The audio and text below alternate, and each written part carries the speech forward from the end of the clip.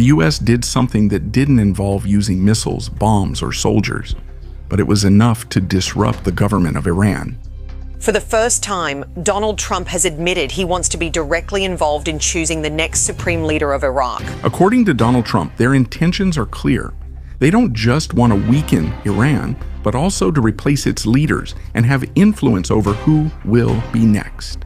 For more than a month now, Iran has been in turmoil. There are problems with leadership, misunderstandings among officials, and fears that someone might seize control. Mojtaba Khamenei is still missing, and it's unclear where he is or if he's still alive. The government hasn't fallen yet, but it's obvious that it's getting weaker. In this situation, the US did something unexpected. But before we start, don't forget to like this video. This is a big deal for us content creators. Thank you very much, and now let's get started.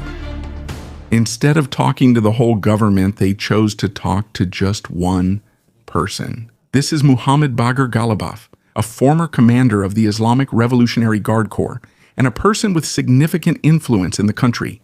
At first glance, it seems like a simple conversation, but it has a big impact. This caused doubt among officials. The person the U.S. is talking to could be seen by others as siding with the enemy. This is where the conflict in the government begins. This is the way to divide the enemy. You don't have to face everyone if you can make those in the same group fight each other. This is important because the government of Iran is not a single group. There are two sides here. The first is the religious leaders who provide spiritual guidance and direction. The second are the military leaders, like the Revolutionary Guards who control the money, weapons, and activities outside the country. There has long been a quiet conflict between these two sides, and what the U.S. did struck right at that part. This is not a fight that only happens outside.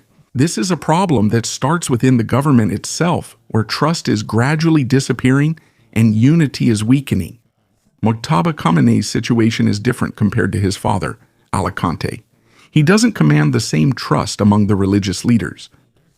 Mojtaba Khamenei's situation is different when it comes to his control over the main parts of the government. During his time, he balanced different groups such as the Islamic Revolutionary Guard Corps, the judiciary, and the Guardian Council for over 35 years. This was due to personal influence and long experience. But Mojtaba did not directly lead these groups. He was more in the background and helped with intelligence while his father was still alive. Now, there is no clear person managing the relationships among these groups. Because of this, they each act on their own to protect their own interests. As a result, the government is having a hard time making decisions, and even handling the war is affected because there is no single clear order that everyone follows. This is where what Donald Trump did became important. Instead of talking to the whole government, he chose to talk to Mohammad Bagher Ghalibaf. He is not just an ordinary politician. He is a former commander of the IRGC Air Force. Born in 1961, he fought in the Iran-Iraq War, became the mayor of Tehran, and ran for president 3 times. This means he is well known, and his name carries weight inside Iran, but he is also known for being practical in his dedication. This is the reason why he was chosen by the U.S. He is not an outsider, but someone who comes directly from the government. And the important point is that it no longer matters whether they talked about something or not. What matters more is the effect this had on the people in the government. Because of this move, suspicion and fear among the officials grew stronger, especially in the Islamic Revolutionary Guard Corps. They started to wonder if someone was already siding with the U.S. or if someone was planning to break away. According to Zineb Ribua from the Hudson Institute, it's like Trump planted confusion that quickly spread because there had long been tension between the groups. And because of previous misunderstandings, its effect became even greater. The previously quiet conflict became clearer and more dangerous, and this worsened the situation for the Iranian government. In the battles that happened in recent weeks, many noticed how accurately U.S. missiles hit targets such as important facilities, underground bunkers, and secret radar bases. Because the hits were so precise, suspicion began to arise among Iranian officials. For them, This wasn't just luck. The idea emerged that someone was giving the U.S. the exact locations. As this suspicion spread, the situation worsened when the name Muhammad Bagher Ghalibaf was added, with rumors that he was secretly communicating with U.S. representatives in Pakistan. No, that's not what's important anymore. The very idea alone is enough to cause serious doubt in the government. This isn't the first time that this kind of suspicion has happened. In 2023, Ali Nasiri, a high-ranking official of the Islamic Revolutionary Guard Corps, was arrested due to allegations that he collaborated with Western intelligence. Because of this, the entire ranks were thrown into chaos. This was also the time associated with secret operations inside Tehran. This included the assassination of Mohsen Fakhrizadeh and the sabotage in Natanz. After that incident, the IRGC conducted a large-scale investigation. Many officials were removed from their positions and hundreds lost access to sensitive information. This showed how deep their fear was of possible information leaks. Now the same fear has returned, but it's even stronger. This time, the suspicion has reached one of the highest positions in the government. And the problem is, it's not clear who will control the situation because Mojtaba Khamenei is struggling to keep the officials in order. The true strength of an army is not just in its weapons. It lies in the trust people have in each other. When a general doubts the person beside him, he will have a hard time giving orders. When a soldier believes that those above him have their own agreement with the enemy, he loses the will to fight. This is exactly what's happening now. The officials are now watching each other more closely than they are watching the enemy outside. And the religious leaders are starting to see Ghalibaf and his group as possibly siding with the U.S. This is where the problem gets even deeper. Not because of the strength of the enemy, but because of the loss of trust within their own government. When there is no clear person giving orders, the government starts to fall apart. When that is lost, the proper flow of orders stops. This is exactly what's happening now in Iran. And this isn't just speculation because you can see it in the very actions of their government. Just a few hours after Donald Trump's statement about Mohammad Bagher Ghalibaf, Iran's state television suddenly released an emergency broadcast. This was not an ordinary announcement. They called on supporters across the country to go out into the main streets, show support for the security forces, and above all, to pledge loyalty to the leader. The meaning of this is clear. There is a problem with trust within the government itself. This is not the first time this has happened. In 2009, during the Green Movement, there was also a similar call. But back then, the problem came from the people in the streets. Now, the source of the problem is different. The problem is coming from the people within the government itself. The call from state television is not just for the government. This is also a message to the soldiers and officials. It's like they're saying, we're still here, we still have control of the situation. But the truth is, if they still need to say that, it means there is already doubt. When a government is strong, it doesn't need to ask for an oath of loyalty. That is only done when there is fear that someone might break away or stop following. You can also see this effect in the military. When there is no clear trust, officials have a hard time. Giving orders and getting them followed becomes difficult. The whole group's movement gradually slows down. It's not because of a lack of weapons, not because of a lack of trust in each other. This is what's really happening now. Iran's problem is not just external conflict, but also the gradual breakdown of unity within their government. And when it reaches this point, no matter how powerful the weapons are, it's hard to recover. This admission, instead of easing the tension, brought even more trouble to Iran. The reaction in the country was so intense that it went beyond normal political criticism. There was a clear clash between the government and the military. According to reports from sources close to the commander of the Islamic Revolutionary Guard Corps, Hussein Salami, their operations are still ongoing. The defense in Hormuz and in the tunnels they use is still active. For them, it's not yet time to talk about a ceasefire, as long as the enemy has not surrendered. If you look at the whole situation, it's clear that something unusual is happening. There are officials who say they are open to peace talks. But at the same time, the military is still continuing the fight. It's as if the leaders and the armed forces are already moving in separate directions. The situation became even more heated when Iraq surrendered, which angered the hardliners in Iran. Mohammad Bagher Ghalibaf spoke more boldly and said that they are not seeking a ceasefire and that they will fight back. Qasem Garibabadi had the same tone, openly saying that there will be no negotiations for now. Mohsen Rizei added that the fight will only end when the U.S. pays and completely leaves the Persian Gulf. In this situation, a strange scenario emerges. The government is not saying and doing the same things. The officials say one thing, but the military does another. And this is leading Iran in a more dangerous direction. One possible outcome is the IRGC taking full control. There are signs that they might block key offices and communication centers.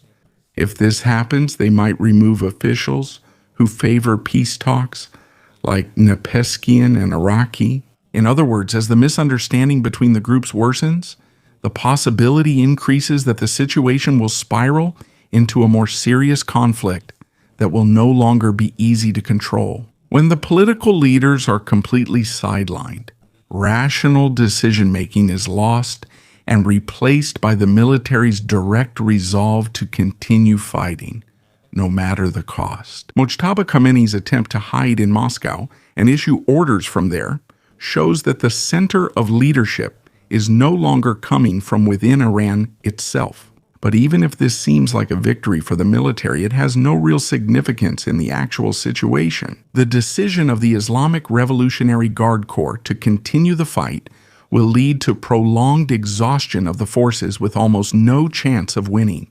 When the supplies cut off and the defense against attacks from the air is broken, it's difficult to continue this kind of fight. Because of the sanctions and continuous airstrikes, they are having difficulty bringing in new weapons and supplies. If this continues to be forced, the soldiers on the front line will gradually become exhausted, and even the people will suffer from a lack of food. As time goes by, the possibility increases that some soldiers will refuse to fight. It will reach a point where some will just lay down their arms and go home, because they no longer see a reason to continue fighting.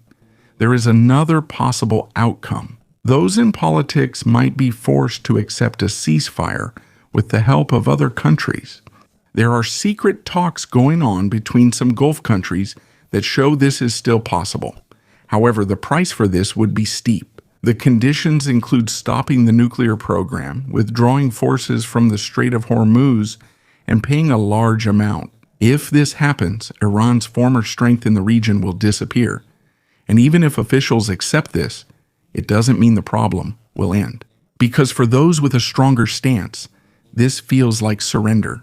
And if they feel that what they've fought for over many years has been abandoned, there's a possibility that they themselves will act against the government. In this situation, Iran's problem isn't just external enemies, but also the possible conflict between their own groups.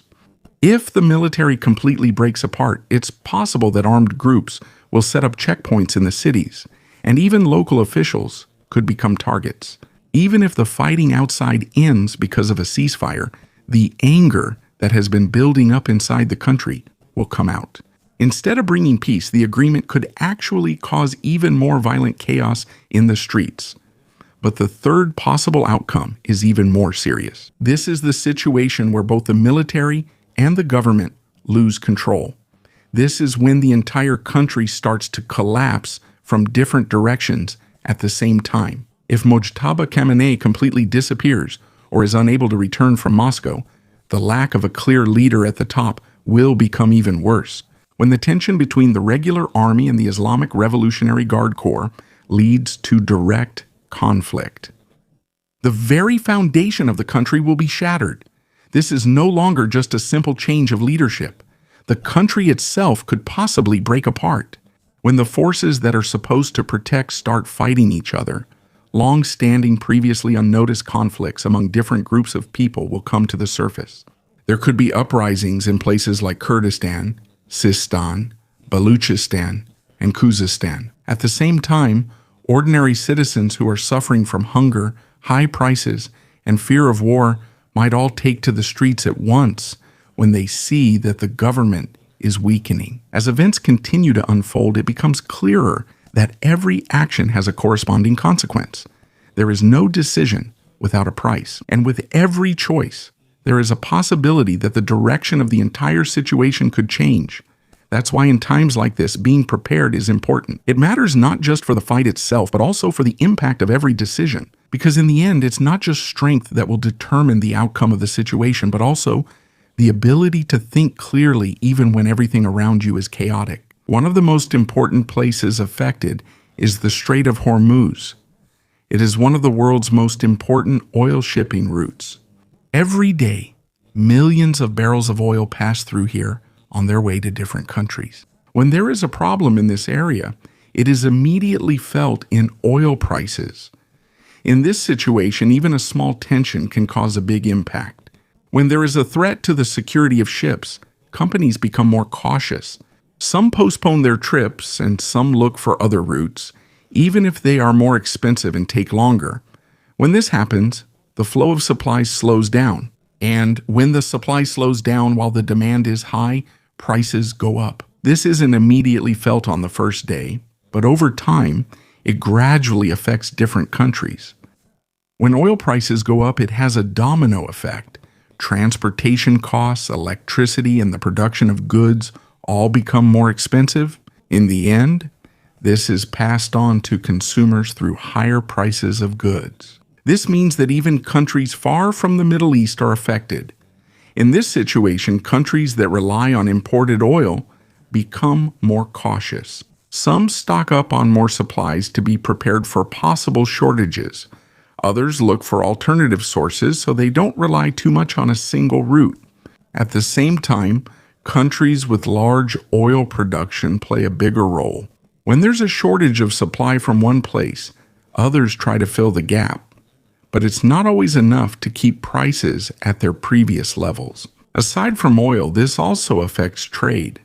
When there's tension in an important route, ships become more cautious. Some shipments get delayed and some companies have a hard time planning their deliveries. When trade is affected, it is felt across different industries. From food to electronics, everything is connected to the global supply chain. And when there's a problem in one part of it, the effects spread to others. This also affects the markets. When there is tension between countries, investors become cautious. Some pull their money out of risky investments and move it to safer options. Because of this, currency values, stocks, and other assets fluctuate. The effects are not always the same in every country, but it's clear that changes are happening.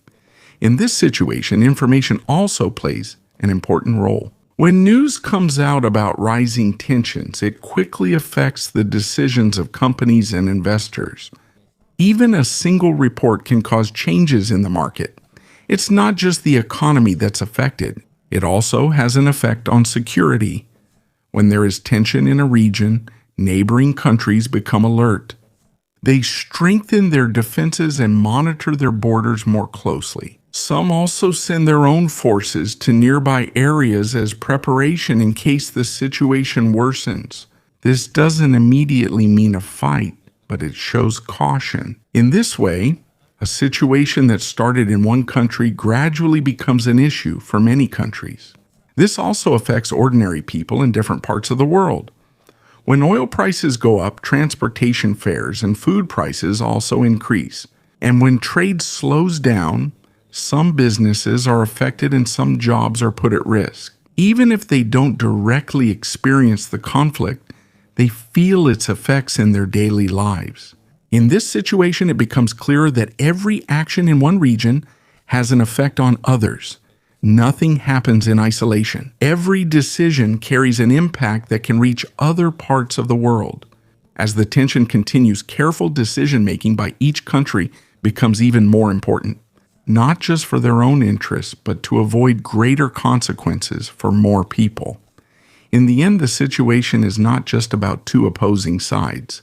This is about how the entire world is affected by every move each country makes. As the situation drags on, it becomes clearer that it's not the leaders and soldiers who need to make the decisions. Even ordinary people are forced to adjust to the daily changes. There are families who are careful about where they go, businesses that are reducing their operations, and people who choose to just stay at home to avoid danger. In this situation, the flow of daily life also changes. Simple tasks that used to be normal are now becoming harder to do. Going to work, commuting, and even buying food have become more difficult because of fear and the continuous rise in the prices of goods. At the same time, people have become more cautious about what they hear and see. Not all news is immediately believed, and there are times when they choose to remain silent rather than give their opinion. Because of this, the way people communicate and view their surroundings is gradually changing. This also affects the youth. As they experience this situation, they develop a different perspective on the future. Plans that were once clear are becoming uncertain. And instead of planning far ahead, they choose to focus more on the present. In this way, it can be seen that the impact of the situation is not only at the level of the government or the military. It reaches every home, every family, and every person affected by what is happening. As time goes by, the ability to adjust and make decisions, even when the outcome is unclear, becomes more important. In this situation, strength or wealth alone is not enough. Being prepared for change and unexpected events is more important. In the end, its impact is not only seen in the outcome of the battle. This is felt more in the daily lives of people affected by their decisions, by the changes around them, and by the way they face each day. As events continue, it becomes clearer that even small decisions can have effects that last longer than the battle itself. And until now, the situation is still not over. New things happen every day and everyone continues to face them. As time goes by, it's clear that things are not over yet. There are decisions that need to be made even without complete information. That's why being careful is important, but you also need courage to take action. It's also not immediately clear what will happen next. As new updates come in, changes continue to happen, so these need to be closely monitored. It's important how information is controlled within the government. When it's unclear what is true, doubt gets worse. There are reports spreading whose sources are uncertain and details that can't be immediately verified.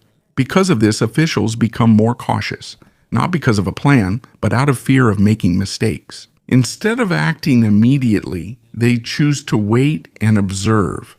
But while they wait, the enemy gets a chance to act. Even without direct confrontation, decisions slow down and clear action becomes more difficult. It is also affected by the relationships between different groups. When information is unclear, suspicion grows and trust disappears. And as time goes by, doubt becomes normal, and it's much harder to restore things to how they were before. In this kind of situation, clear communication is important. When the flow of information is smooth, cooperation becomes better. But when it's not, even simple things become complicated. In the end, it's not just the strength of weapons that matters. The situation also depends on the clarity of information and on how each side understands it.